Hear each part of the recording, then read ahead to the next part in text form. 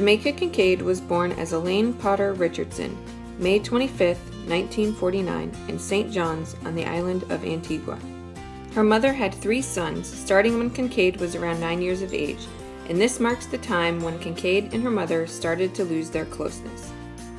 Although seen as quite intelligent, in her after-school hours, Kincaid served as an apprentice to a seamstress. When Kincaid was 17, a mixture of resentment towards her mother and a desire to better her education drove her to leave Antigua for New York and become a nanny while furthering her education. The island of Antigua did not gain its independence from England until 1981, so Kincaid's early life on an island under British rule has played a large role in her writing as an adult. In 1973, when Kincaid published her first piece of writing in a teen magazine, she changed her name from Elaine Potter Richardson. I started to write about my family. Immediately, I wanted to write. I knew I would write about them. And I also thought I would fail at it, but the failing wouldn't have made me not do it, didn't make me not do it. If I changed my name, they wouldn't know I was writing about them, and if I failed at it, they wouldn't laugh at me. They wouldn't know it was me, and so they wouldn't laugh at me. Soon after, she was given an opportunity to interview Gloria Steinem for a magazine called Ingenue. This is seen to be the event that set in motion her future career as a writer. She eventually found work writing at The New Yorker, and soon thereafter began publishing her own writing. Her first book, Annie John, was published in 1985 and has a strong theme of mother-daughter relationships.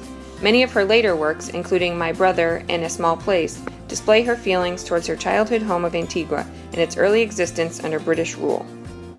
But it's about things that I'm familiar with, and I hope a reader coming to it doesn't look for clues about anything that happened to me, but it's something about something deeper.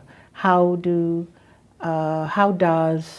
a mother function in the life of her children if she has or wants or desires, requires a life? Like what's found in A Small Place, Kincaid's representation of her feelings towards Antigua has brought much criticism in response to her writing. Voices from the Gaps presents one such review of A Small Place, describing the piece as a short but powerful book that can best be described as an anti-travel narrative.